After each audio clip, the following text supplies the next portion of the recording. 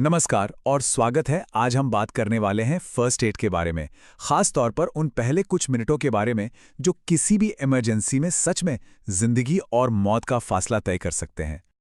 जरा एक पल के लिए सोचिए, अगर कोई अचानक से बेहोश हो जाए या किसी को गहरी चोट लग जाए तो क्या करना चाहिए। ये एक ऐसा सवाल है जिसके लिए हम सबको तैयार रहना चाहिए, और आज की ये सारी बातचीत इसी तैयारी के बारे में है। तो आज हम क्या क्या देखने वाले हैं। सबसे पहले हम समझेंगे कि फर्स्ट एड आखिर इतना जरूरी क्यों है। फिर इसके कुछ जरूरी नियम कानून जानेंगे। उसके बाद इमरजेंसी में क्या कदम उठाने चाहिए वो देखेंगे।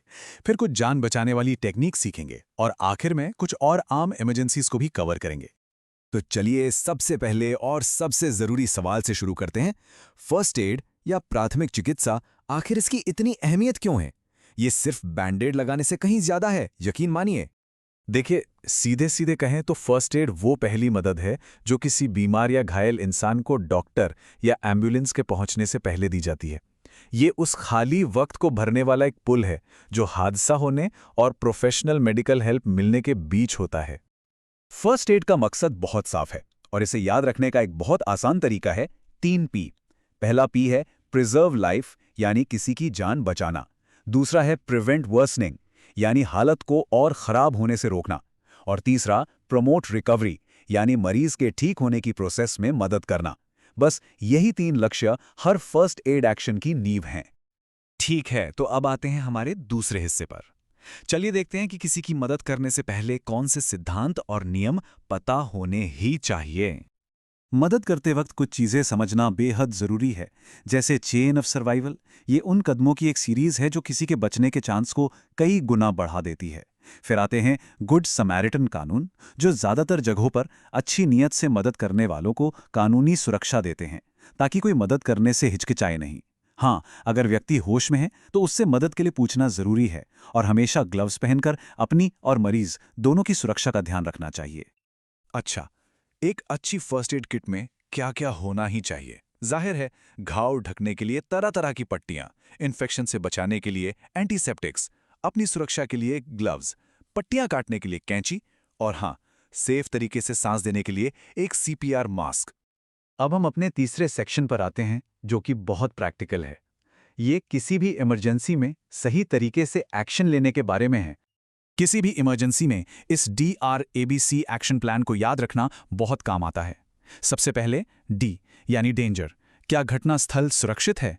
फिर R यानी रिस्पॉन्स, क्या व्यक्ति होश में है, कोई जवाब दे रहा है। A यानी एयरवे, क्या उसकी सांस की नली खुली है। B यानी ब्रीथिंग, क्या वो नॉर्मल सांस ले रहा है। और आखिर में C यानी सर्कुलेशन, कहीं से बहुत ज्यादा खून तो नहीं बह रहा। और अब हम उस हिस्से पर आ गए हैं जहां थ्योरी से ज्यादा एक्शन काम आता है। ये वो स्किल्स हैं जो सच में किसी की जान बचा सकती हैं। जब किसी का दिल धड़कना बंद हो जाए, जिसे कार्डियक अरेस्ट कहते हैं, तो कार्डियो पल्मोनरी रिससिटेशन, या जिसे हम CPR कहते हैं, वो सच में किसी की जान बचा सकता है। CPR में जो सबसे जरूरी बात है वो है इसकी स्पीड। छाती को 1 मिनट में 100 से 120 बार की रफ्तार से दबाना होता है। जी हाँ, 100 से 120। ये बहुत तेज है, लेकिन यही वो रफ्तार है जो बंद हो चुके दिल को वापस चालू करने में मदद कर सकती है।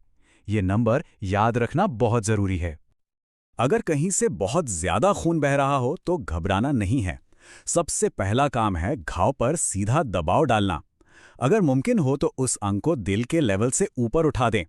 दबाव बनाए रखने के लिए पट्टी का इस्तेमाल करें, और सिर्फ तभी जब खून किसी भी तरह न रुके और कोई रास्ता न बचे, तब आखिरी उपाय के तौर पर टॉर्निकेट का इस्तेमाल करें। अब अगर किसी का दम घुट रहा हो तो यहाँ उम्र के हिसाब से तरीका थोड़ा बदल जाता है। बड़ों के लिए पेट पर दबाव डालने वाली तकनीक, जिसे हेमलिच मैन्यूवर कहते हैं, उसका इस्तेमाल होता है। लेकिन छोटे बच्चों और शिशुओं के लिए 5 बार पीठ पर थपकी और 5 बार छाती पर हल्के धक्के देने का तरीका अपनाया जाता है। चलिए अब अपने आखिरी सेक्शन में कुछ और आम इमरजेंसी सिचुएशन पर जल्दी से नजर डालते हैं और जानते हैं कि उनसे कैसे निपटना है। जलने की चोट को पहचानना भी बहुत जरूरी है। फर्स्ट डिग्री बर्न में सिर्फ त्वचा लाल होती है, सेकेंड डिग्री में छाले या फफोले बन जाते हैं, और थर्ड डिग्री बर्न सबसे गंभीर होता है, जिसमें त्वचा जलकर काली पड़ सकती है। याद रखिए, किसी भी तरह के बर्न पर कभी बर्फ नहीं लगानी चाहिए, सिर्फ ठंडा बहता हुआ पानी इस्तेमाल करना है। स्ट्रोक एक ऐसी चीज है जहां सच में एक एक सेकंड की कीमत होती है।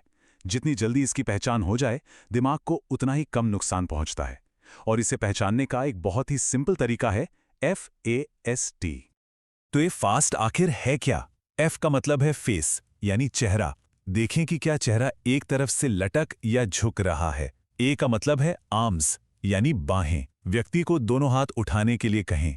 S है स्पीच, यानी बोलचाल, क्या उनकी आवाज लड़खड़ा रही है। और T का मतलब है टाइम। अगर इनमें से कोई भी एक संकेत दिखे तो ये फौरन इमरजेंसी सर्विस को फोन करने का टाइम है।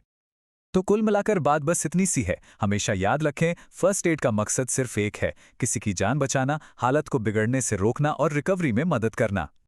तो इन सब बातों को जानने के बाद सवाल ये उठता है, क्या हम मदद के लिए तैयार हैं? अगर अगली बार कोई इमरजेंसी हो तो क्या हम आगे बढ़कर सही कदम उठा पाएंगे?